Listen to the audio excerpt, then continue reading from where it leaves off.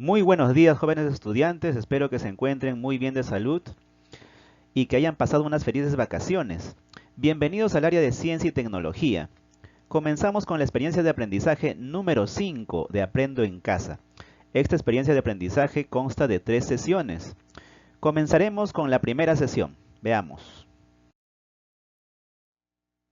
El título de la sesión es Explicamos por qué hay escasez de agua si cubre el 70% de la Tierra. La competencia que vamos a trabajar esta semana es Explica el mundo físico, basándose en conocimientos sobre los seres vivos, materia y energía, biodiversidad, tierra y universo.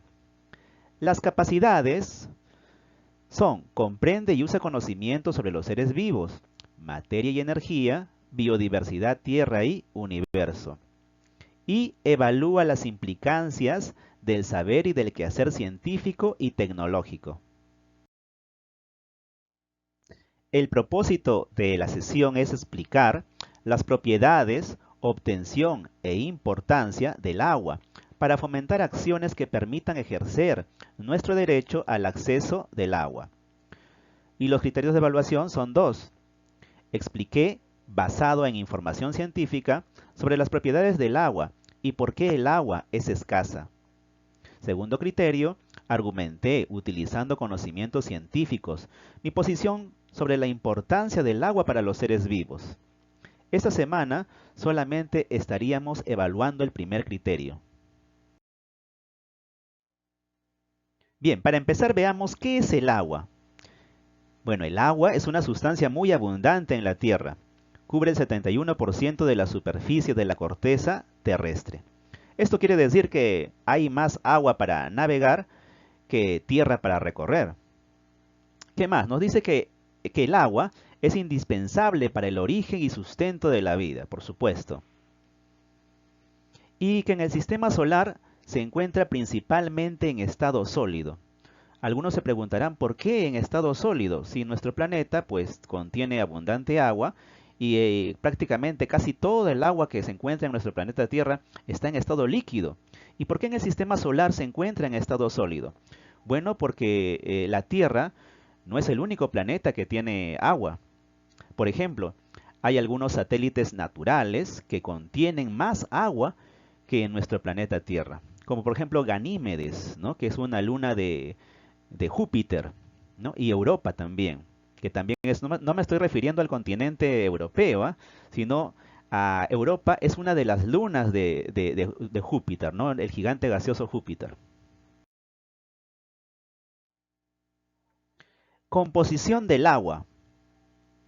El agua es un compuesto químico, sin olor, sabor y color, ¿no? Pero ¿qué quiere decir compuesto? Bueno, en la antigüedad se creía que el agua era un elemento, ¿no? Hasta que en 1782 el químico y físico Henry Cavendish se dio cuenta de que el agua estaba conformada por otras dos sustancias. O sea, no era un elemento, era un compuesto. ¿Qué más? Cada molécula de agua está conformada por dos átomos de hidrógeno y un solo átomo de oxígeno. Así como podemos ver acá en la imagen, ¿no? La esfera de color rojo representa al átomo de oxígeno, el cual es más grande. En cambio, las dos esferas celestes pequeñas representan al átomo de hidrógeno. El hidrógeno se une al oxígeno a través de un enlace covalente, ¿no? Entonces, cuando hablamos de la molécula de agua, estamos hablando de tres átomos, ¿no? Que están unidos a través de enlaces covalentes. Bien, para entender la composición del agua veamos el siguiente esquema, ¿no? Una sustancia, ¿qué es una sustancia? Es materia, ¿no? Que puede estar en estado sólido, líquido o gaseoso. Entonces, esta sustancia está compuesta, como toda materia, de moléculas. Y cada molécula está conformada por átomos. Entonces podemos decir que una molécula pues es un conjunto de átomos. Para entender esta escala, veamos algunos ejemplos. En un compuesto, vamos a poner como ejemplo de compuesto el agua, ¿no? El agua, ¿por qué es un compuesto? El agua es una sustancia, se encuentra en estado líquido. ¿Está conformada por moléculas? Sí. Esta jarrita que contiene agua, ¿no? Pues el agua está conformada por miles de millones de moléculas de agua, ¿no? Entonces, miles de millones de moléculas de agua conforma el agua líquida. Ahora, cada molécula de agua pues también está conformada por átomos, ¿no? En este caso, pues en el caso del agua, por átomos de oxígeno y de hidrógeno, ¿no? Entonces, ¿por qué el agua es un compuesto? Porque los átomos que lo conforman son diferentes. Es decir, hay más de un tipo de átomo. Hay átomos de oxígeno y hay átomos de hidrógeno. Por eso el agua es un compuesto. Y por eso su molécula es compuesta. Ahora, veamos qué sucede con un elemento. Vamos a poner como ejemplo de elemento al nitrógeno, que puede ser nitrógeno líquido, ¿no? Si está a baja temperatura, o puede ser nitrógeno a temperatura normal, o sea, en estado gaseoso también, ¿no? Igual sigue siendo una sustancia. Por supuesto, el nitrógeno está conformado por moléculas de nitrógeno, ¿no? Pero la molécula de nitrógeno tiene átomos del mismo tipo, ¿no? Entonces, sus átomos obviamente están conformados por átomos de nitrógeno, ¿no? Cada molécula está conformada por átomos de nitrógeno. Entonces, por eso, el nitrógeno, que tiene el mismo nombre de la molécula y tiene el mismo nombre del átomo, es un elemento, ya que este nitrógeno líquido que se encuentra dentro de este recipiente está conformado por solamente átomos de nitrógeno. En cambio, acá arriba, el agua que está dentro de la jarra no está conformado por átomos de un solo tipo. Tiene átomos de oxígeno y tiene átomos de hidrógeno. Entonces, esa es la diferencia entre un compuesto y un elemento. ¿Cómo se unen las moléculas de agua? Bueno, se unen a través de enlaces por puentes de hidrógeno. Así se llama, enlaces por puentes de hidrógeno. ¿Qué es eso? Bueno, es un enlace intermolecular. Quiere decir que sirve para unir una molécula a otra, ¿no? Es un enlace intermolecular débil. En el agua, el enlace por puente de hidrógeno se establece entre un átomo de hidrógeno de una molécula y el oxígeno de otra molécula. Aquí al costado podemos ver un esquema, ¿no? En este esquema hay 3 moléculas de agua. ¿Lo pueden observar? A ver, identifiquemos las 3 moléculas de agua que están en esta imagen. Aquí hay una molécula de agua, aquí está. Ya sabes que la molécula de agua está conformada por un átomo de oxígeno y 2 de hidrógeno. Aquí hay otra molécula de agua. Y por aquí hay otra molécula de agua. Entonces tenemos 3 moléculas de agua. Cada molécula de agua tiene su propio enlace. Ese enlace se llama enlace covalente. El enlace covalente que ves aquí, el enlace covalente, es el que une el hidrógeno al oxígeno. Ya lo había dicho antes, ¿verdad? Y es un enlace más fuerte.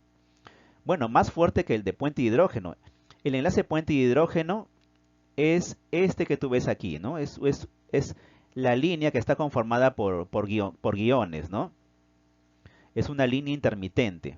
Entonces, estos son los enlaces puente de hidrógeno. Y por supuesto es un enlace más débil que el enlace covalente. Entonces, ¿para qué sirven los enlaces puente de hidrógeno? Sirven como para unir las moléculas de agua, ¿no? Para unir una molécula a otra. Y este enlace puente de hidrógeno es el responsable de la mayoría de las propiedades del agua. Veamos alguna característica del agua. A ver, primero vamos a borrar. Vamos a borrar estos garabatos que he hecho. Bien, aquí podemos observar cómo están dispuestas las moléculas de agua en estado sólido y en estado líquido. Vemos que en estado líquido las moléculas de agua están desordenadas, ¿no? Es como cuando ibas al colegio a formar, ¿no? Y cuando empezaba la formación, pues todos los estudiantes están amontonados ahí. Hasta que el auxiliar agarra el micrófono y dice, Atención alumnos en columna cubrir. ¿Y qué hacen los estudiantes? Pues comienzan a separarse unos de otros, ¿no? Los que están atrás comienzan a retroceder y comienzan a ordenarse.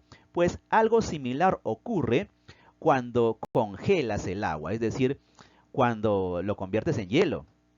Entonces, ¿qué pasa con las moléculas de agua? Comienzan a ordenarse de esta manera y por supuesto el volumen del agua va a aumentar.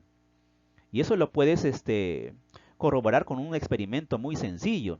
Si tú tienes una botella y la llenas con agua hasta el tope, ¿no? Que no haya nada de aire dentro, y lo metes a la congeladora, te vas a dar cuenta que cuando esta agua se congele, va a romper la botella. Si es una botella de plástico, pues la va a romper. Si es una botella de vidrio, igualito.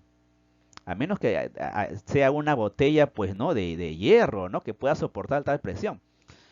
Pero, si no es así, pues la va a romper.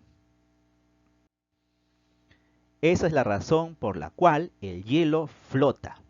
Entonces, el agua es una sustancia muy rara porque es la única sustancia que cuando la congelas, ¿no? Este cuerpo congelado flota en lugar de hundirse, ¿no? Si tú congelas, por ejemplo, aceite, ¿no? Un cubito de aceite congelado y lo pones en aceite líquido, pues este aceite congelado no va a flotar, se va a hundir. Lo mismo sucede, por ejemplo, con el alcohol, con la gasolina, ¿no? Si logras congelar gasolina, pues a una temperatura extremadamente baja, y lo pones sobre la gasolina líquida, igual se va a hundir. Entonces, el agua es la única sustancia que cuando la congelas flota, debido a que las moléculas de agua, cuando se convierten en hielo, pues se ordenan, ¿no? Y se separan aumentando su volumen. Y cuando aumenta su volumen, pues disminuye su densidad y eso hace que el agua, o el agua en estado sólido, flote. Propiedades del agua. Primera propiedad, cambia de estado, ¿no? El agua se encuentra en estado líquido desde los 0 grados centígrados hasta los 100 grados centígrados a nivel del mar. Sí, debajo de los 0 grados centígrados, pues ya estamos hablando de hielo, ¿no? O sea, de agua en estado sólido. Y sobre los 100 grados centígrados, ya no estamos hablando de agua líquida, sino de vapor de agua, ¿no? Por supuesto, a nivel del mar. ¿Por qué a nivel del mar?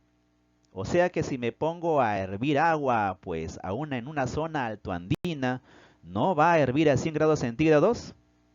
¿Será verdad eso? Pues sí, ¿no? Cuando tú vas a una zona altoandina, el agua no hierve a 100 grados centígrados, hierve a una temperatura menor. Y es que la altitud, pues modifica la temperatura a la que hierve el agua. Mientras más alto vayas, a menor temperatura hervirá el agua, ¿no? Entonces, si tú vas a una ciudad que se encuentra a 3000 metros sobre el nivel del mar y te pones a hervir agua ahí, pues el agua no va a hervir a 100 grados centígrados, pues más o menos hervirá a 91 o 92 grados centígrados. Entonces, esa es la razón por la cual, pues, ¿no? Muchos recomiendan hervir el agua por más de 5 minutos, ¿no? Especialmente si te encuentras en una zona altoandina, ¿no? ¿Para qué? Para cerciorarte de que mueran los microorganismos que causan enfermedades, ¿no? Luego tenemos la tensión superficial. ¿Qué es eso? Bueno, el agua tiene una elevada tensión superficial, ¿no? 72 por 10 a la menos 3 newton por metro. La tensión superficial, aquí podemos ver al insecto zapatero que se encuentra caminando sobre el agua, ¿no? Entonces, sobre la superficie del agua, tú puedes notar que hay cierta tensión que evita de que este insecto zapatero pues se hunda, ¿no? En la zona de contacto puedes observar de que el agua tiene cierta hendidura, ¿no? Es decir, se ha hundido. Pero eso no quiere decir que la pata del insecto se haya sumergido, no. El agua está soportando el peso de todo el insecto debido a la tensión superficial. La tensión superficial también se manifiesta por ejemplo, en el espacio, la forma del agua en ausencia de gravedad es esférica. Sí, el agua tiene forma esférica en el espacio. Hay algunos videos de astronautas que hacen algunos experimentos, ¿no? Y sueltan agua ahí dentro de la Estación Espacial Internacional. Y se puede ver claramente la forma del agua, ¿no? Que es esférica.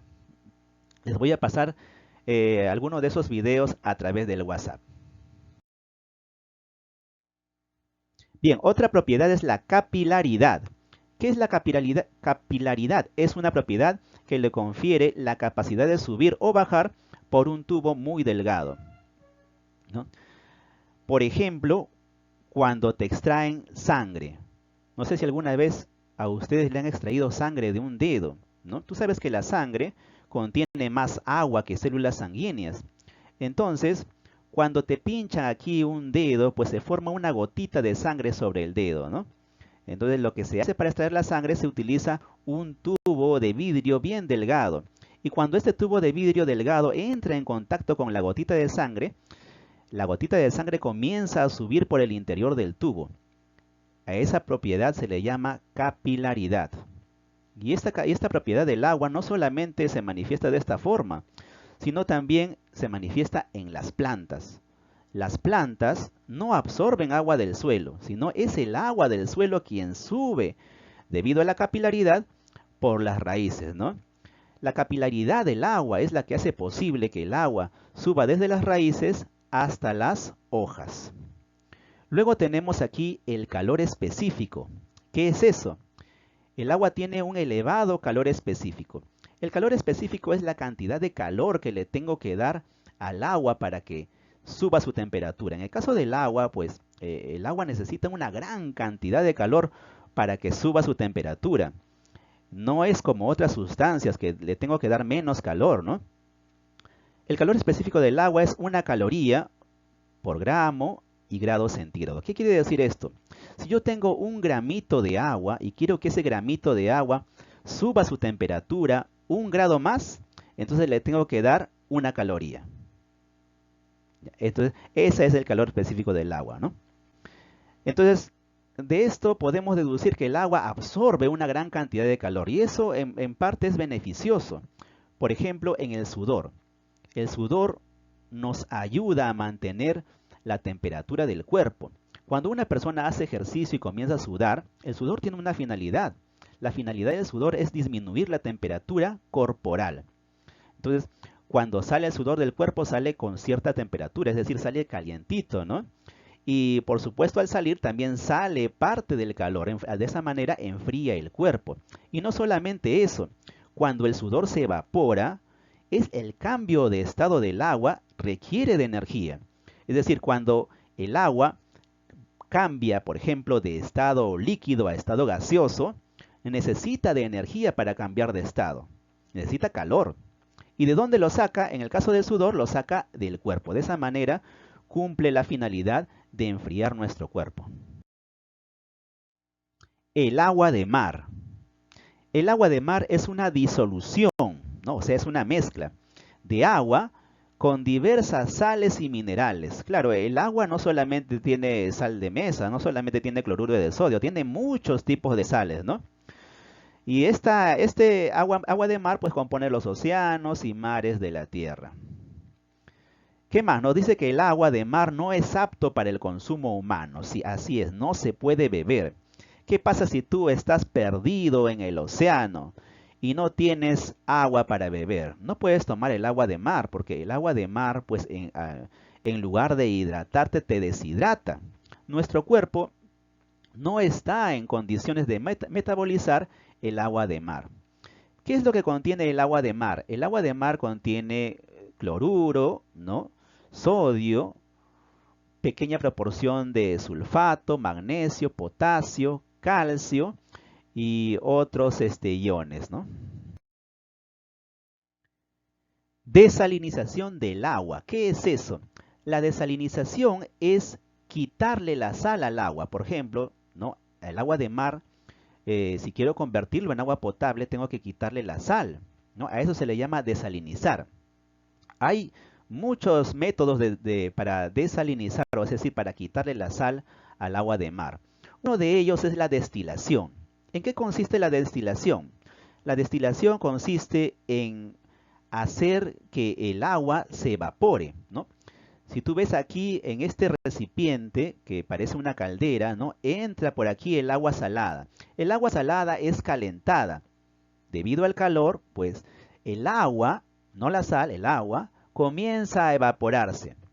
Como la sal no se evapora fácilmente, pues la sal se queda aquí. Solamente el agua se evapora. Entonces el agua se evapora y cuando el vapor de agua choca con este sistema que contiene agua fría u otro refrigerante, cuando choca con este sistema, el vapor de agua otra vez se convierte en agua líquida y se almacena temporalmente aquí en este compartimento, ¿no? El cual tiene una salida, ¿no? Ahora, esta agua que está aquí en este compartimento ya no tiene sal, es agua dulce, ¿no? Y solamente se puede ser tratada para conseguir agua potable. Entonces, este es uno de los métodos, ¿no? La destilación, que consiste en hacer cambiar de estado al agua. Luego tenemos la congelación, ¿no? Que es un proceso contrario al anterior, ¿no? ¿Cómo es la congelación? Bueno, acá en este sistema, que es muy parecido al anterior, entra el agua de mar, ¿no? Que tiene abundante sal. Entonces, hay un sistema refrigerante que hace que el agua aquí comience a congelarse. Entonces, sobre la superficie comienza a formarse pequeños cristales, cristales de agua, ¿no? O sea, hielo. Pero el hielo que está aquí flotando, ¿no? Cuando se va congelando, no tiene sal. El hielo tiene solamente agua. Solamente el agua se congela, ya que pues, la sal es difícil de congelar también, ¿no? Entonces, y como está en contacto con el agua líquida, pues la sal se sigue quedando en el agua líquida. Entonces, el hielo no tiene sal. Entonces, cuando se extrae el hielo, este hielo se puede derretir y se puede tomar, ¿no? Entonces, esta es otra manera de desalinizar el agua. Otro método de desalinización del agua es la ósmosis inversa. Pero para comprender qué cosa es ósmosis inversa, primero veamos qué es ósmosis directa. ¿En qué consiste la ósmosis? Bueno, la ósmosis consiste en el paso de agua a través de una membrana. En este caso, acá podemos observar que la parte de color amarilla es la membrana. Es una membrana semipermeable, es decir, permite el paso del agua, pero no permite el paso de sales. Entonces, si nosotros aquí tenemos agua concentrada, es decir, agua que tiene abundante sal, y del otro lado de la membrana tenemos agua diluida, es decir, agua que tiene poca sal, ¿qué va a pasar con el agua? El agua va a comenzar a desplazarse desde la zona que tiene menos concentración hacia la zona que tiene más concentración. Entonces el agua se va a desplazar en esta dirección. Va a atravesar la membrana. Por supuesto, las sales que se encuentran de este lado se van a quedar ahí. Entonces, ¿qué va a suceder con el agua que se encuentra acá? Va a disminuir su concentración. Entonces, en eso consiste la ósmosis directa. La ósmosis directa ocurre de manera natural. Por ejemplo, cuando tú agarras un pedacito de carne y lo echas en un vaso que tiene agua salada. Cuando tú echas un pedacito de carne en un vaso que tiene agua salada, después de una media hora o una hora, te vas a dar cuenta que ese pedacito de carne se ha encogido. ¿Y por qué se encoge? Bueno, se encoge porque tú sabes que la carne en su interior contiene agua. ¿Y por qué se encoge? Porque la carne ha botado agua. Ha botado agua por la sencilla razón de que el agua que estaba dentro de la carne tenía menos sal que el agua que está en el vaso, ¿no? Entonces, en eso consiste la ósmosis directa, ¿no? En el paso de agua de una zona de menor concentración hacia una zona de mayor concentración. Ahora, ¿qué es la ósmosis inversa? Como su nombre lo dice, ¿no? Es cuando el agua pasa la membrana pero en sentido contrario. Entonces, para eso pues hay que aplicarle presión, ¿no? Si le aplico presión a la zona que tiene una gran concentración de sal, ¿no? Voy a obligar al agua de que pase la membrana y esta membrana funciona como un filtro, ¿no? De esa manera, de este lado voy a obtener agua diluida o sin sal. Entonces, este proceso ocurre también de manera natural, por ejemplo, en la vejiga de los peces. ¿Por qué los peces de mar pueden tomar agua? Sí, toman agua. ¿Por qué? Porque su vejiga puede eliminar las sales que han tomado, pues, que han absorbido, ¿no? De esta manera, a través de la ósmosis inversa, ¿no? La vejiga hace presión y obliga al agua a salir de la vejiga, pero lo que sale de la vejiga es solamente agua. Las sales se quedan dentro de la vejiga y el pez, pues, posteriormente lo expulsa, ¿no? Regresándolo al mar. Bien, entonces, lo que se aplica en la industria también es ósmosis inversa. La ósmosis inversa consiste en un recipiente, ¿no? Muy grande, se le aplica presión y esta presión va a obligar al agua a pasar una serie de filtros que funcionan como membrana, ¿no? La sal se va a quedar aquí y va a pasar a otro compartimento, ¿no? En donde va a formar la salmuera. La salmuera, pues, es un tipo es agua que tiene una gran cantidad de sal, más que el agua de mar todavía, ¿no? Y lo que va a pasar en este compartimento es el agua ya sin sal. No se puede decir que no tiene absolutamente nada de sal, ¿no? Claro, van a quedar pues cierta cantidad de sal, ¿no? Pero no se va a sentir. Entonces, de esa manera continúa el proceso de potabilización, ¿no? Del agua. Bien, vayamos a las preguntas de la actividad. En la número 1 dice, ¿qué importancia tiene el agua en la vida de los seres humanos? ¿Cómo satisface nuestras necesidades?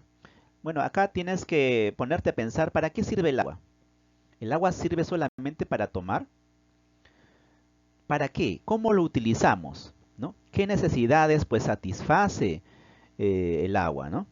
En la número 2 dice, ¿qué propiedad del agua te parece más importante? Bueno, ya hemos visto algunas de sus propiedades. ¿Cuál de ellas te parece la más importante y por qué? ¿No? Número 3. Escribe 3 ejemplos que se dan en tu hogar donde utilices el agua como solvente universal. Claro, el agua es un gran solvente, ¿no? Por eso se le llama el solvente universal. ¿Cómo utilizas esa propiedad del agua? Bien, en la número 4 dice, según los 3 métodos de salinización del agua de mar, nos estamos refiriendo, bueno, a los 3 métodos que hemos visto para separar la sal del agua, ¿no? ¿Es necesario que el agua cambie de estado para obtener agua dulce? ¿Por qué? Número 5. ¿Crees que estos métodos de desalinización del agua de mar puedan favorecer el acceso de agua potable en un futuro? ¿Por qué? Para responder la número 5 tienes que ponerte a pensar actualmente cuáles son nuestras fuentes de agua para beber. ¿Cuáles son nuestras fuentes de agua para satisfacer nuestras necesidades? ¿No? ¿De dónde sale el agua? ¿Esas fuentes de agua seguirán existiendo en un futuro? ¿No? Entonces, eso tiene que ver con la pregunta número 5. Bien, espero que esta exposición te haya servido para que puedas responder las preguntas de manera óptima. Si tienes alguna duda, me la haces llegar a través del WhatsApp. Y si te has perdido alguna de las clases anteriores, pues puedes visitar mi página en YouTube, ¿no? No olvides darle un like y darle clic a la campanita. Hasta pronto.